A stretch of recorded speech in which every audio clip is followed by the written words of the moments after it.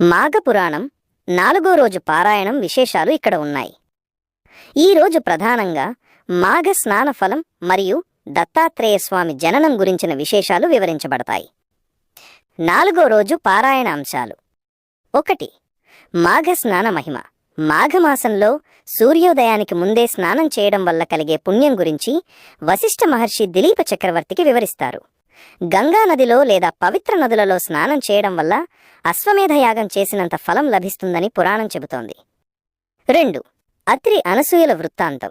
అత్రి మహర్షి మరియు ఆయన పత్ని అనసూయాదేవి యొక్క గొప్పతనాన్ని ఈరోజు అధ్యాయంలో ప్రస్తావిస్తారు. అనసూయమ్మ పాతివ్రత్య మహిమ వల్ల 3 మూర్తులు బ్రహ్మ, విష్ణు, మహేశ్వరులు పసిబాలురుగా మారిన ఘట్టం అత్యంత మనోహరంగా ఉంటుంది. 3. దత్తాత్రేయ స్వామి జననం.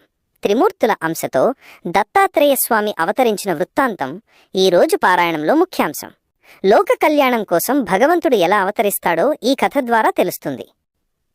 ఈరోజు పఠించాల్సిన శ్లోకం.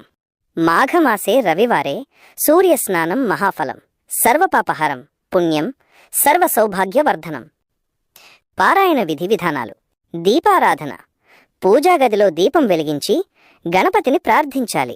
మాఘపురాణం 4వ అధ్యాయాన్ని భక్తితో చదువుకోవాలి లేదా వినాలి. నైవేద్యం. పాలు, పండ్లు లేదా ఏదైనా తీపి పదార్థాన్ని భగవంతుడికి సమర్పించాలి. అర్ఘ్యం. సూర్యభగవానుడికి అర్ఘ్యం వదలడం ఈ మాసంలో చాలా శ్రేయస్కరం.